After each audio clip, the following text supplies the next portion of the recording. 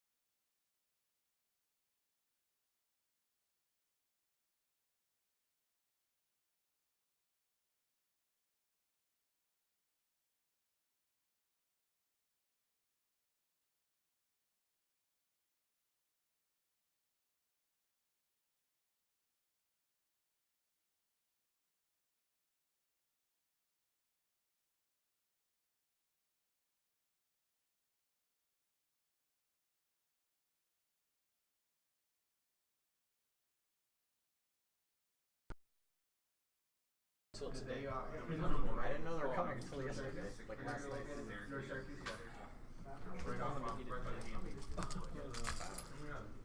Oh, they might be here. They wanted to come and fix it. Yeah, to imagine. They're like, what? What should we do, Matt? What's your name, Sonny? They wanted to come and fix the grill. My grandfather brought his toolbox. Fix the grill? He wanted to come and fix the grill. Oh, yes. No, dude, the grill is so gone. That's what I told him. I was like, What if you came and you fixed it though? You just used its old man hours. stop us. Okay. Is there sound? Wait, alright, so I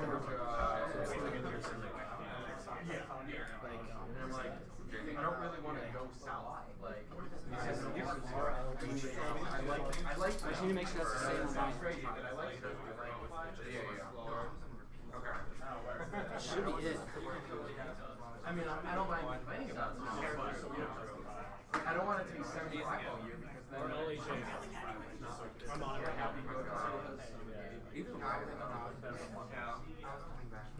It's supposed to. Yeah, I'm on it right now. Is it working? Yes. Okay. So it's not working on the website. it's working on the YouTube. I mean, is it? Are you doing it? I'm on YouTube. Can you go to our website? Because I supposedly updated the code, but it's not. SRC? Yeah, not in Syracuse. I just post the streaming link in NextHop. It's just real delayed. Okay, so they're Yeah, the streams I think are delayed. They are in Syracuse, but they're not. But they're not. It should be staying on the computer. Brian, we can just share the YouTube link later. Or right now. Or on the on the Facebook On page. the Facebook page and whatever. Alright, so you want to post it up on the Facebook page then? Yeah, I'll do it right now. I don't know why it's not.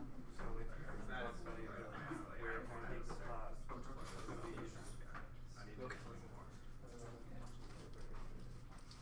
Alright. We are all set. Thank you guys for bearing with us. I apologize for the delay. That will not happen again because now we know what we're doing. So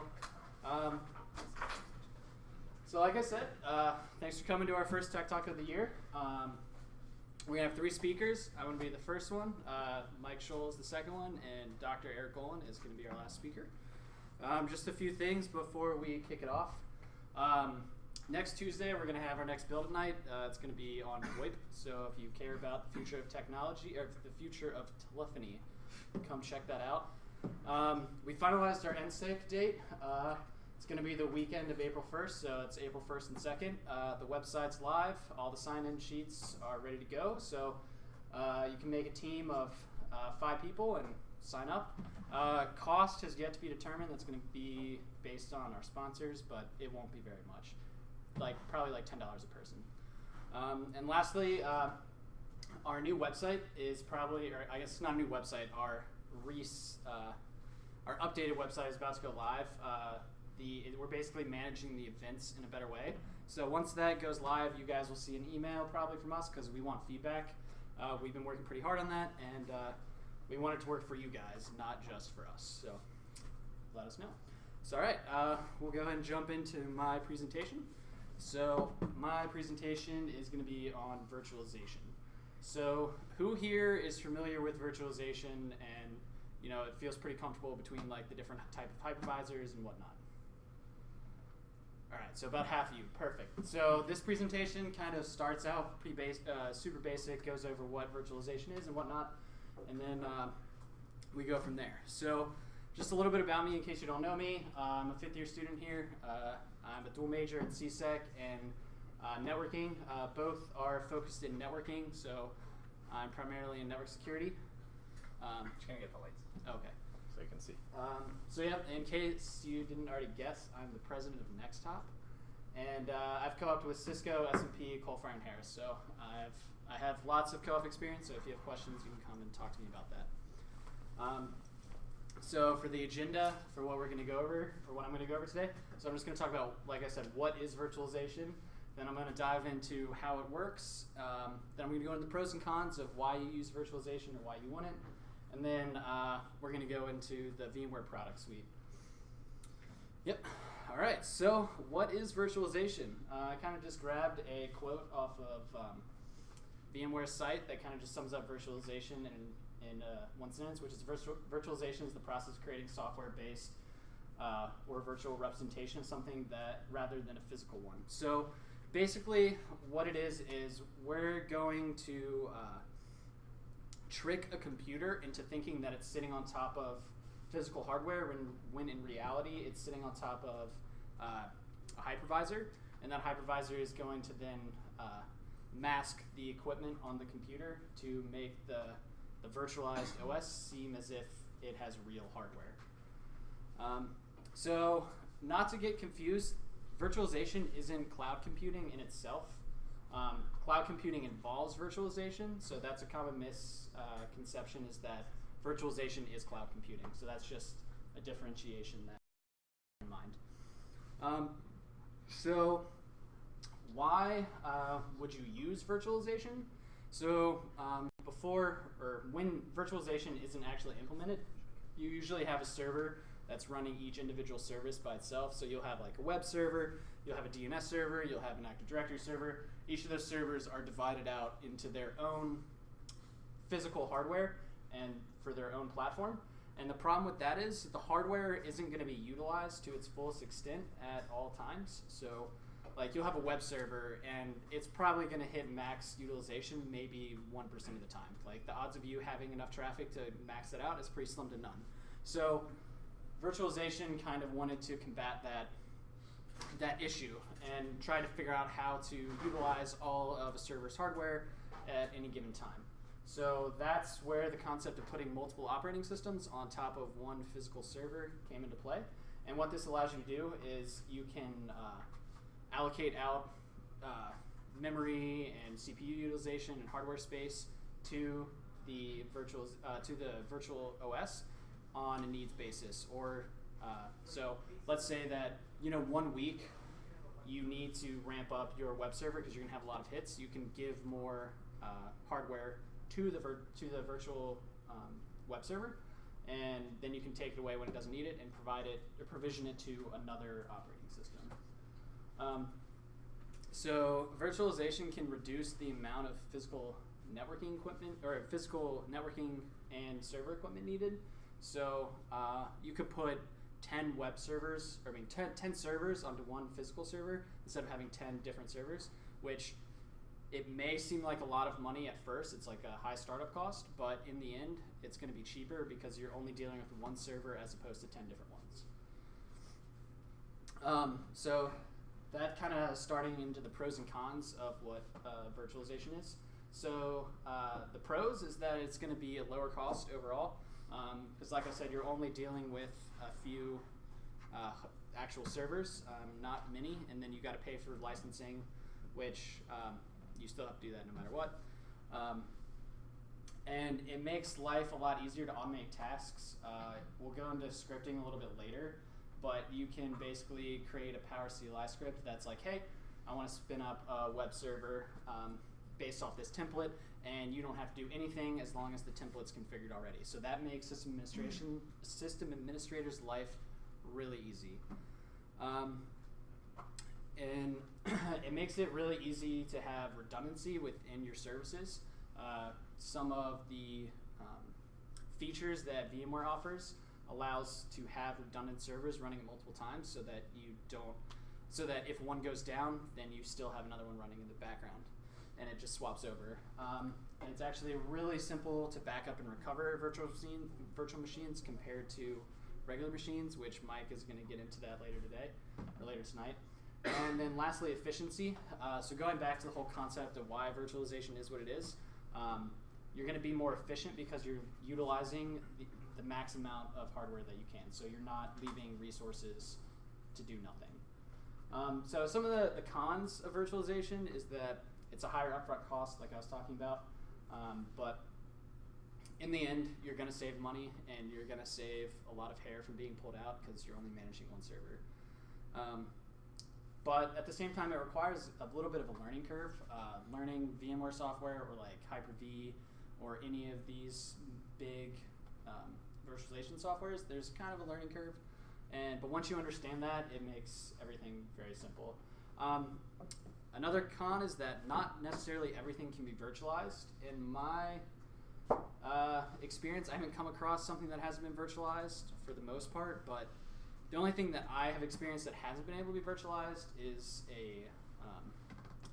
it's free NAS, so it's like building up an iSCSI server, but you're not going to want to virtualize that anyway. You're going to want to put that on bare bone, so that's a poor example. But there are things that can't be virtualized, so that's something you'd have to take into consideration. And another thing is server bloat. So now that you have the ease of spinning up so many different servers so easily, it's quite possible that you're going to have, instead of having 5 servers that are doing multiple tasks, you're going to end up having like 30 servers each doing an individual task, which is a double-edged sword. And that can just cause for lots of confusion, but if you organize it properly, it's not a problem. So how does virtualization work? I mentioned earlier that it requires a hypervisor, and basically the hypervisor is a means for the hypervisor to communicate with the actual hardware and then with the virtual machine, and that's what's going to allocate out all of the CPU, RAM, storage, network adapters, video cards, all of that to the virtualized OS to actually think that it's sitting on real hardware. So some examples of hypervisors are going to be ESXi, Hyper-V, that's supposed to be VMware Workstation, and boxes. So VMware Workstation, you guys might be familiar with that. That's going to sit on your Windows operating system. ESXi is a bare bone metal hypervisor, and Hyper-V can be both as well. And boxes is like Workstation but for Linux. So there's 2 different type of hypervisors. So you have your ESXi bare metal hypervisor, and then you have a hosted hypervisor. And these pictures kind of do an okay job of describing what the difference is. So basically, a bare metal is actually going to sit on that's going to be your base OS, and there's nothing below it but the hardware.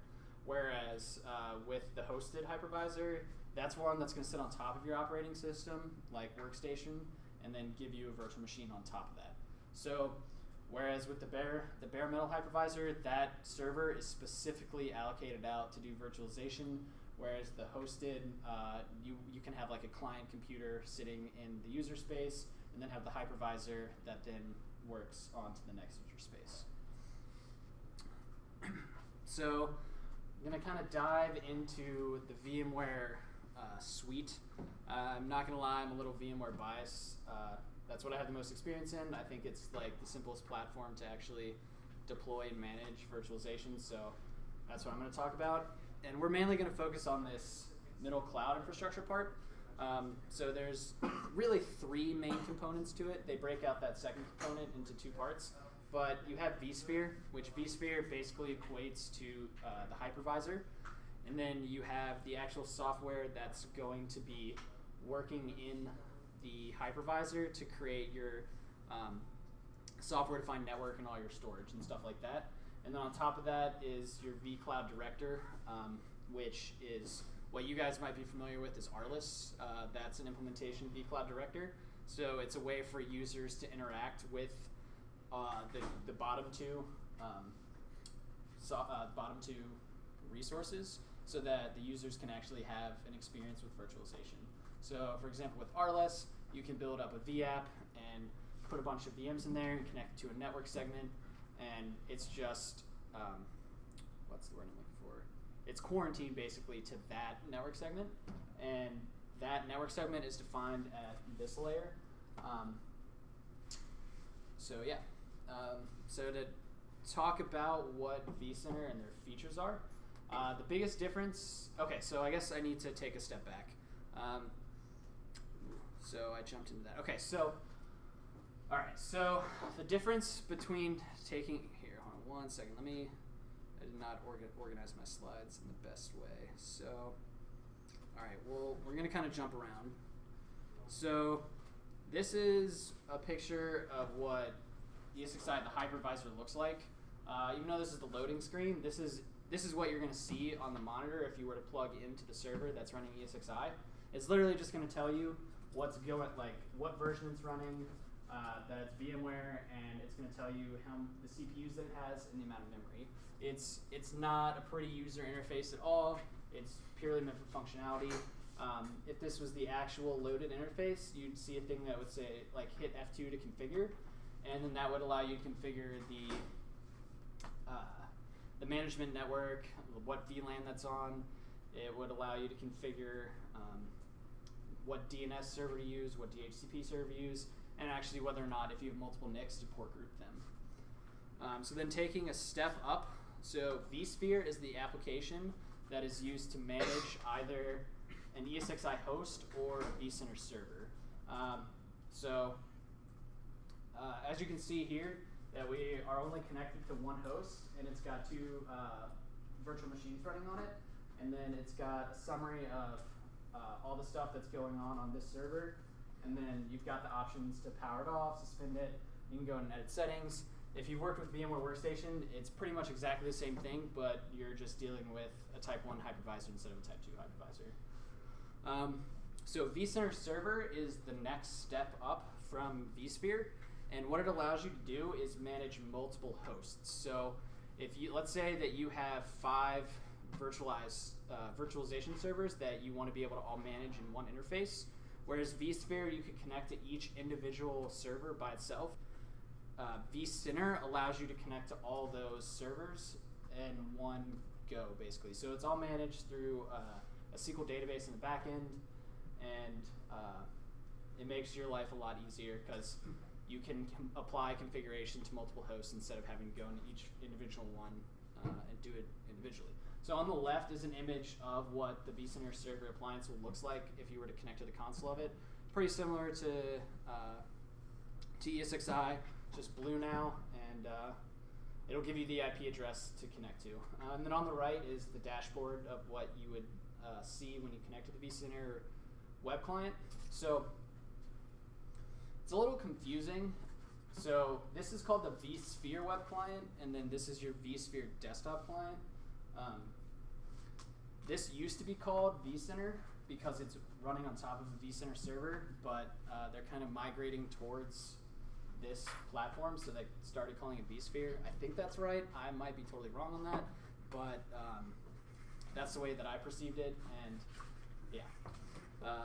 So vCenter basically is how you manage multiple ESXi hosts.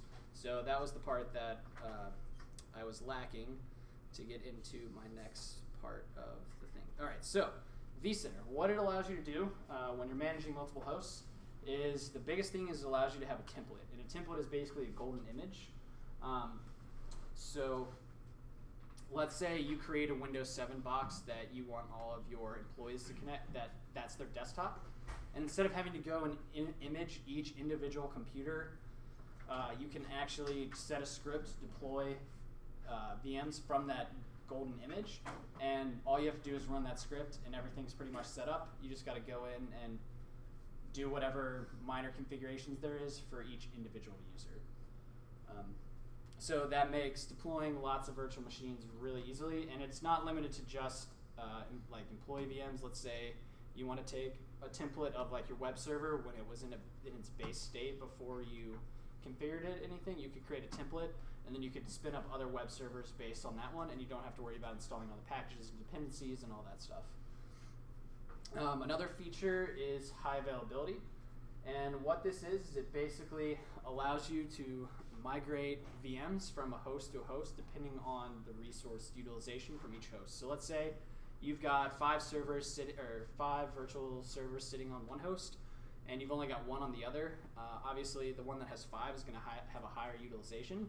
So you can, high availability will move the virtual machine to another host to kind of even out the utilized resources. And that's similar to fault tolerance, but not really. What fault tolerance basically allows you to do is have a second instance of the virtual machine kind of running in the background, so that if one physical host goes down, that virtual machine is already ready to go, and it just points, the networking just points to that backup, and you don't even skip a beat. Like, there's no downtime at all. So with vCenter, you can have multiple different ways of storage. So the most simplistic way to store stuff is just have RAIDs or just hard drives sitting on your host computers or your host servers, and those are gonna be. Oh, here, let me actually pull this back up. So, so that's the hard drives are directly plugged into your ESXi host. The second one is iSCSI, so that's going to be a network attached storage device. And you can also do fiber channel and NAS.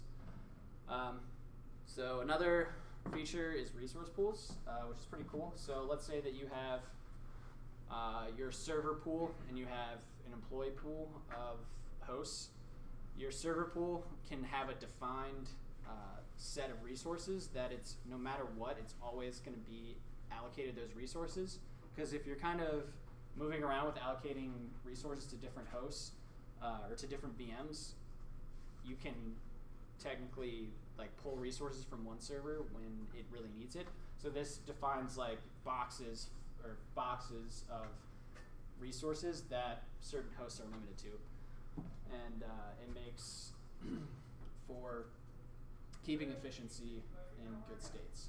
And lastly, vCenter, you can set it up with Active Directory, so which crosses over into vCloud. So that's how you authenticate with like RLIS or whatever. So you can use your Active Directory credentials to connect to it. You don't have to use the vSphere local users, and then you apply permissions to the Active Directory users in vCenter. So how a vCenter is kind of structured is that you have data centers, which data centers are groups of clusters. Clusters are groups of hosts, and to talk about clusters real quick, so to use like HA, which is high availability, and fault tolerance, they actually have to be in a cluster, and that cluster has to have defined similarity of compute hardware. So like if you have 2 hosts that's one's an Intel processor and one's an AMD processor, they can't be in the same cluster that has HA enabled, because being able to transfer, you'd have to actually convert the VMs to go from 2 different types of CPUs. Learn that one the hard way. So then hosts, like we talked about, those are the actual servers running ESXi. So a group of hosts is what's going to make up a cluster. And then on a host, you can define a resource pool, and within the resource pool, you can define a container, which container is a fancy name for a folder.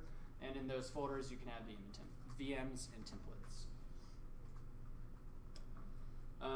So to talk a little about the permissions that go into vCenter Server, So you actually, how it works is you define a role.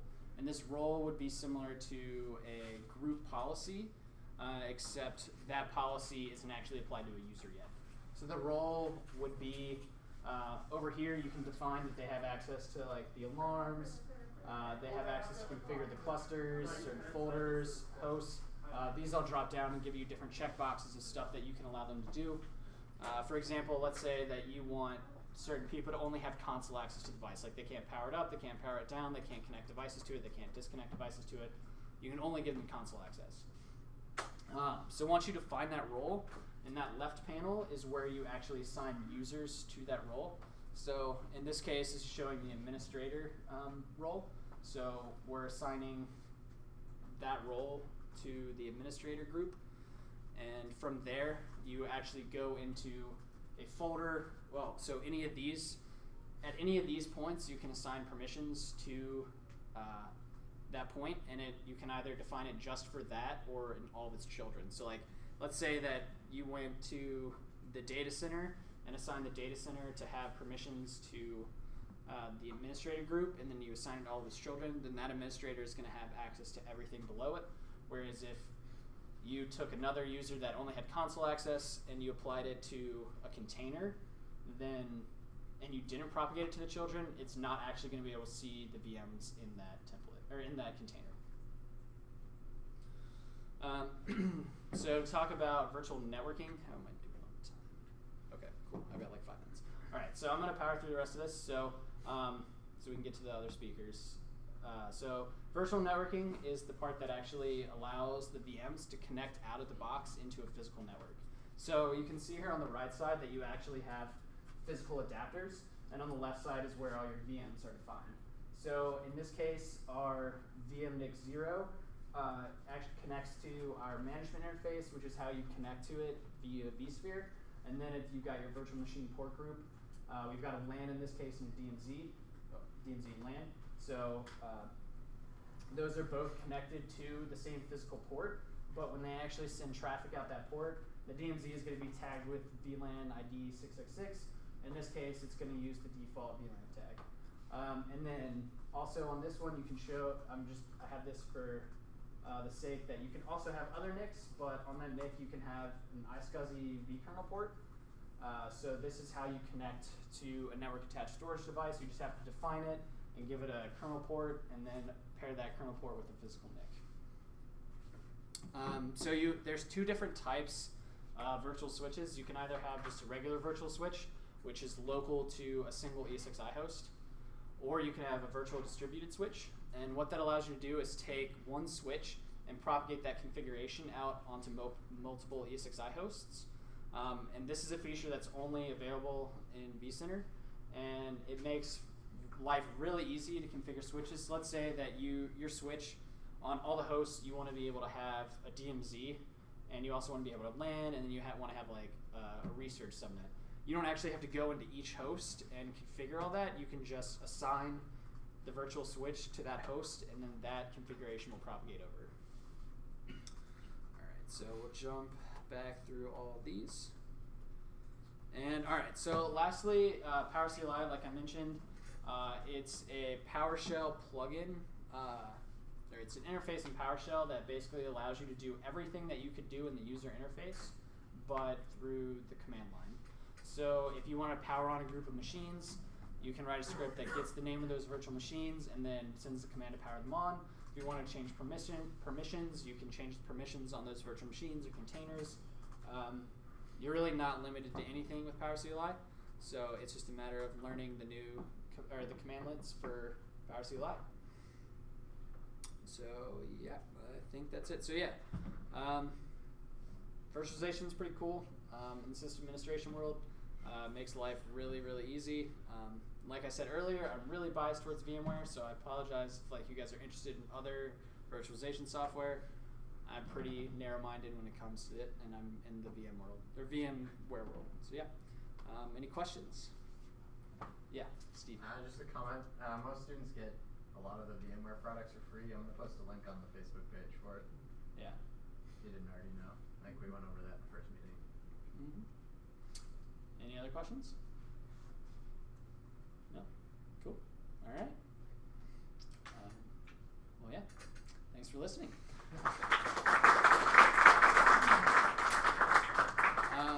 So yeah, Mike, you're up next. Do you want to use your laptop? Yeah. Okay. HDMI or VGA? I think we got both. Yeah, we got both.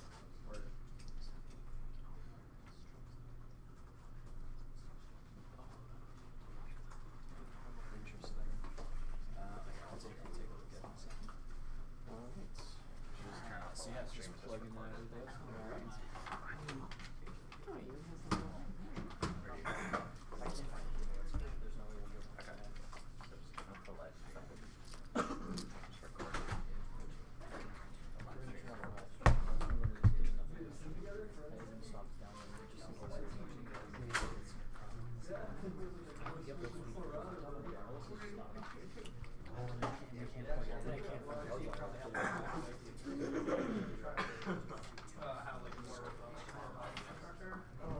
I'm still watching you talk like 1 frame per second. Seriously? Yeah. It's pretty awful. Like this touch panel has lost connection with the controller. Uh-oh. Unless that's just the displays. Yeah, okay, so we're, I think we just try. Turning it off. No? Is that not even okay. It looks like the touch panel has lost connection with the controller. Oh. We established connection. So that means that there's something down there that will work.